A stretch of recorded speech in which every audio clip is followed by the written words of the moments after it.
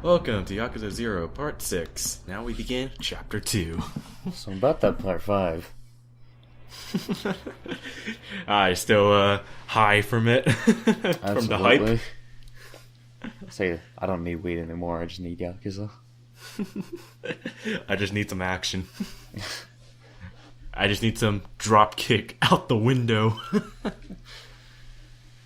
Well, things are going to slow down for a bit. I don't see why they wouldn't. Kind of, if a game would be at that pace the entire time, it'd kind of suck. Also, hey, Kiryu's unfinished tattoo. That's really weird to see. It was weird to see it unfinished? Or just weird to see him naked? Yes. Well, I mean, getting a tattoo that large and that detail does take a while, right? Yeah. And Kiryu's only been in Yakuza for like oh my god, years, I get so. 8 fries?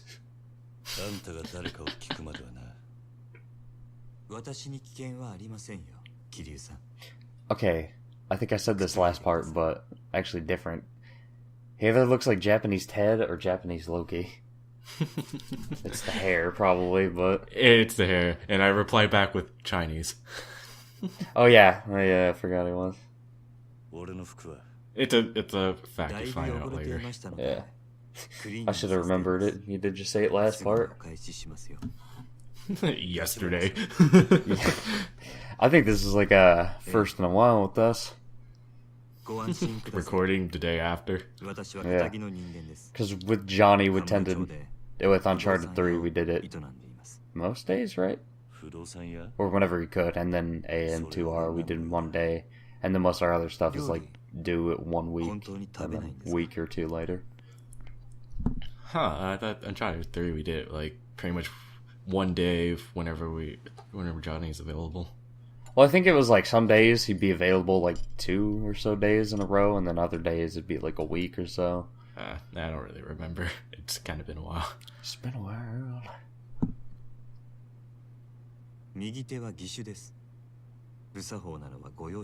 I wouldn't be able to have guessed. Yeah,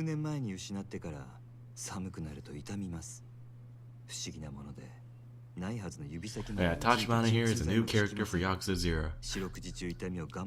Because he's important to the plot.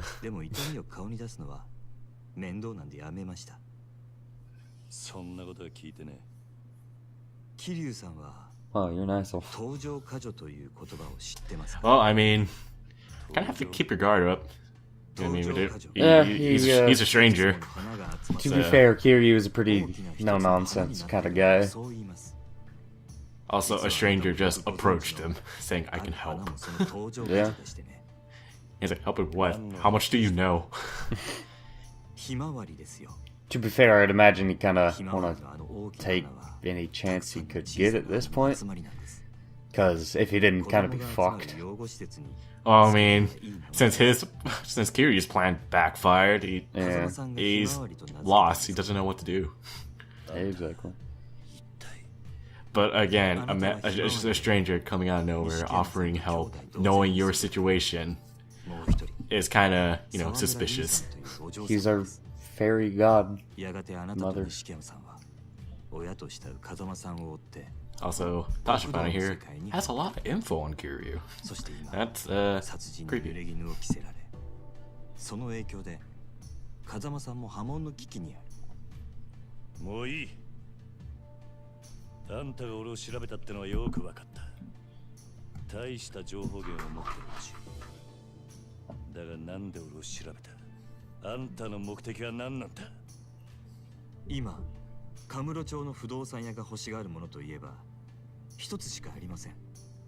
Oh, damn.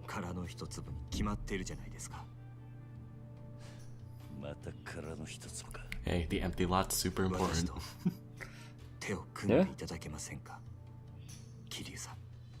The empty lot's pretty much the main objective in the plot.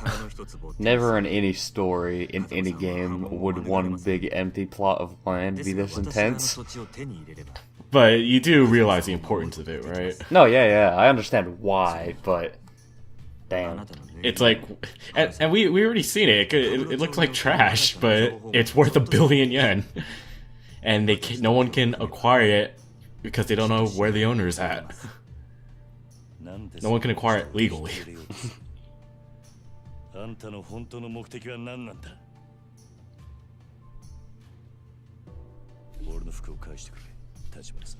But Carson, you and me know someone eventually will acquire it. Yeah. It's just the question is who. I really fucking wish I'd put my glasses on before this, and they're all the way over there. You probably go like jump right now. I don't want to be too noisy. Kids, don't ever have horrible eyesight. It sucks a dick. I'm like not even 5 inches from my monitor, and I can't read the text. Yeah, don't ruin your eyesight. Seriously, mine's starting to go bad too. Well, mine was bad at birth, but shit happens. That's because I spend most of my days staring at a screen, so it's like really unhealthy for my eyes.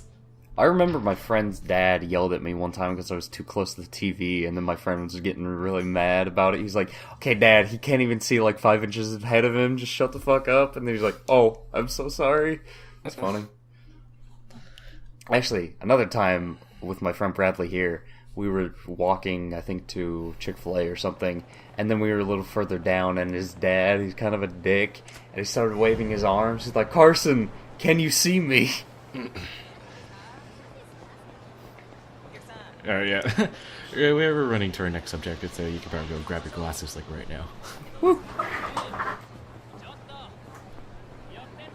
I forgot. What was I doing? Okay.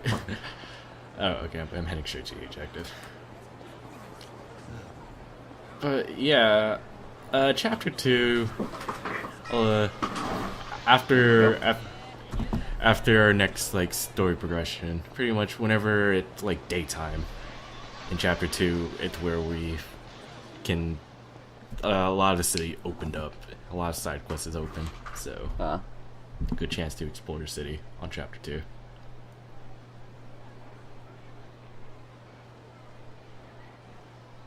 Hi, Kashiwagi. So ominous.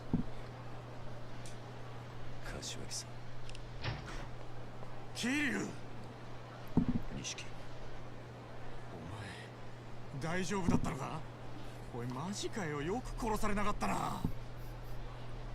Nishi, you missed out on a lot of action. だがこれで俺はきっちり堂島組を破門になった。そうか。それじゃあ、おやっさんももう大丈夫ってことか。おやっさんのことはまだ。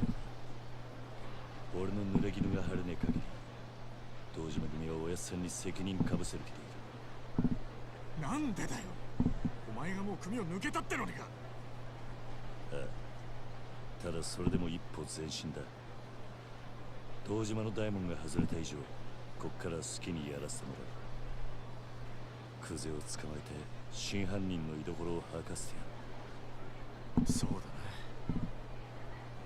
な。分かった。それじゃあとりあえず柏木さんにも伝えねえと。行こうぜ。いや、俺は登場界から破門された人間だ。Wait, hold on. Is the Japanese word for no yeah?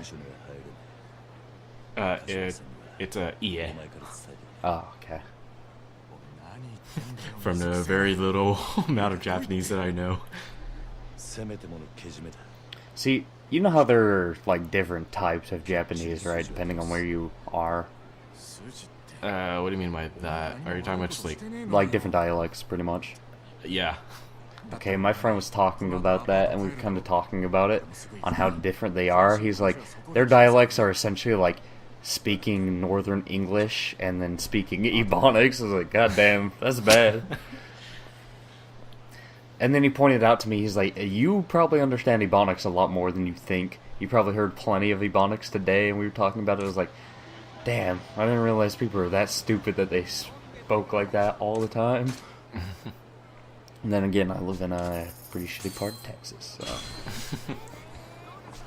I live in Texas. I just want to move, and I could probably only move to San Antonio, so. Rip. Anyways, that guy is tall as fuck. Eh? Like, Jesus Christ. And, oh shit, there goes everyone. That shit's about to get real.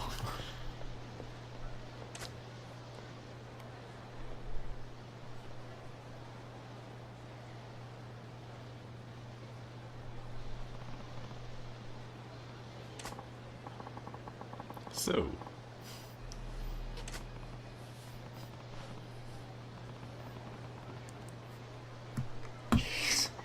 I'm just not gonna say anything.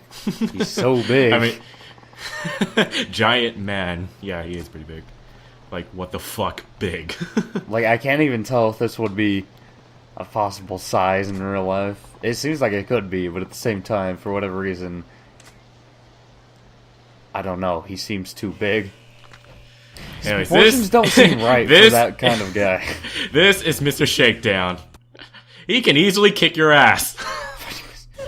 Okay, Perry, I'm sure you gotta agree with this. Does Mr. Shakedown not sound like a No More Heroes character name? Pretty sure that is No More Heroes character name. No, that's, what, Dr. Let's Shake or something like that? Okay. Sure. Jesus Christ. But he hurts. He really fucking hurts. And when you lose to him, he takes all your money. Oh. This Mr. Shakedown is pretty much the noob killer. Because if you don't fight Mr. Shakedown properly, you're losing that money. However, if you beat Mr. Shakedown, you get a lot of money. And Mr. Shakedown is pretty much our primary source of income in this game. Oh. Because even though he hurts a lot, you can block all his attacks. And you don't lose health while blocking, so... Damn, I wish it was like that in every single game. But that'd be cheap. Okay, there's like two phases.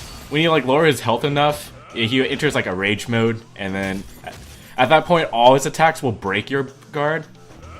So just counter him, I guess? Or dodge him, I mean. Just, you have to dodge him.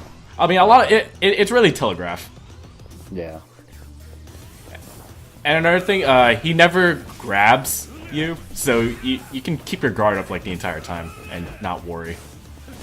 You know what this kind of reminds me of?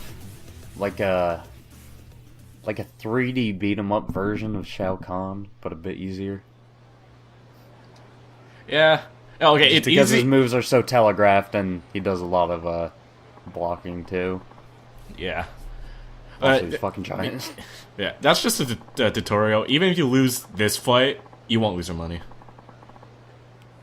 You'll probably lose some because like he punches the money out of you mid-fight. But yeah, after every encounter with Mr. Shakedown from now on if you lose, you would lose all your money. Unless you have like specific accessories equipped, and that would just like reduce the amount he takes from you. Oh. Also, he's not the only Mr. Shakedown. Oh. Wait. But so they're all just named Mr. Shakedown? it's just a title. Okay. They have a. Are we going not Sonic 06, Sonic the Black Knight, where King Arthur is just a title? Yeah, they all have their own names, but okay. and they also have their own little story. Like that guy that we just fought, I think his name was like Hero. Started with the H, I don't remember it completely, but basically his story is he needs money to pay for his training regimen, and his training regimen goes fucking extreme. Igashir, that's his name. Basically, like, at one point, he buys a fucking mountain so he can train alone in peace. And then... I don't think you'd need to buy a mountain just to do that. You could probably just go up to the mountain. Nah, he buys one because he doesn't like people, like, going to mountains to, like, for, like, a ski resort. I guess. So he buys his own private mountain. So he Is fights skiing that bears. big in Japan? Or is he somewhere else? I don't know. Wait, what do you ask? No, I'm asking, is Japan big on skiing and mountains? I didn't really think so. I don't know, but... Okay, I'm sure they have some, but, like... Doesn't seem like they have that many. Point is, he wants to be by himself. Yeah. I get it. So he's going on Rocky 4. I don't really show off, like, their story. I do show off, like, the fights, because, I mean, it's... showing you how to kick their ass. And money. But let's see. Like after he buys Mountain, he later freaking buys a Uncharted island, or uninhabited island, and pretty much since he's by himself with no way back to the mainland, he has to swim across the ocean and fight. He said he fucking fought sharks and whales, and Kiryu's like, "What the fuck did they ever do to you?" You think you buy a boat first off? Nah, he swims his way back, and he's like fighting underwater against like sharks. You have so many disadvantages, and since I beat them, it's like I've conquered like the ocean. And it's like, okay, but I'm still gonna kick your ass. I love this man.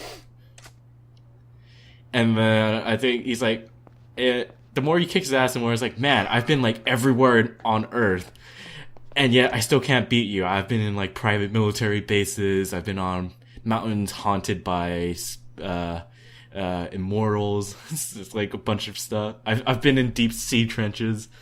And Kira's like, wow, you might as well go to space. He's like, that's a good idea. Does he ever go to space? No, I don't think he ever makes enough money or saves enough. How the fuck does he not have enough money? He bought a mountain and an island. The most you ever find him carrying is 1 billion yen, and that translates that equals about $10 million. Is that enough for like a space trip? Maybe nowadays, depending on like, because didn't they have like Virgin Mobile thing or some shit? Also, they Carson, had some weird space trips. So. Also, this is the 80s. No, I know. That's why I said nowadays, but probably not in the 80s. Because space travel wasn't that big. It wasn't anything a public person could really do, I guess. But yeah, he's like, no atmosphere is like the most dangerous environment you could ever be in.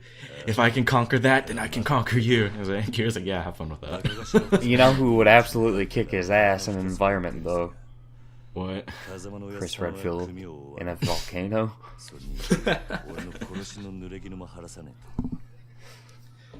But yeah, Mr. Shakedown fucking hurts. Even when you have like your health upgraded, he still can like probably take you out like 3 hits. Sorry. But yeah, since we have like since our health bar is like tiny, he mostly one shot us. So you have to play carefully. But yeah, I'm not kidding when he says he's our main source of income. In fact, that's how we're gonna hit the money cap with Kiryu. Oh, you do that in this game?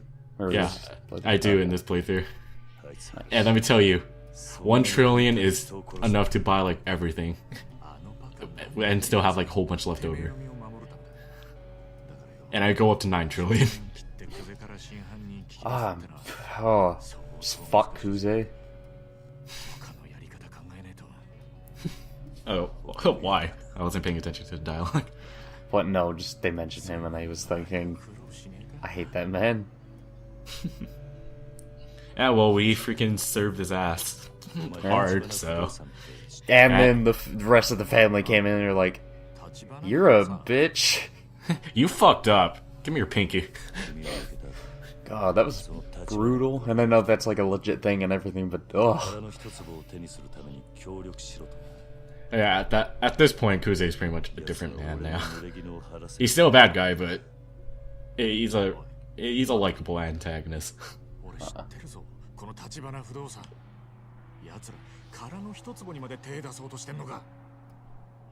Are you surprised by that? Everyone's after the empty lot. Your mother is after the empty lot. Oh. Well, I mean, Kiryu hasn't heard about the empty lot until like 2 days ago.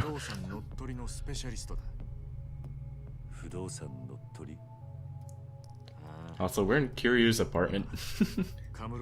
And you can see, wow, he really doesn't have a healthy diet at all.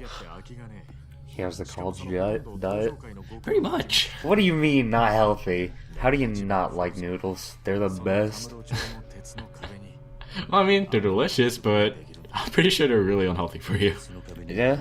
Like I mean, that goes for a lot of just like noodles and kind of pasta stuff in general. Also, he has a lot of alcohol sitting around, and I think those are energy drinks.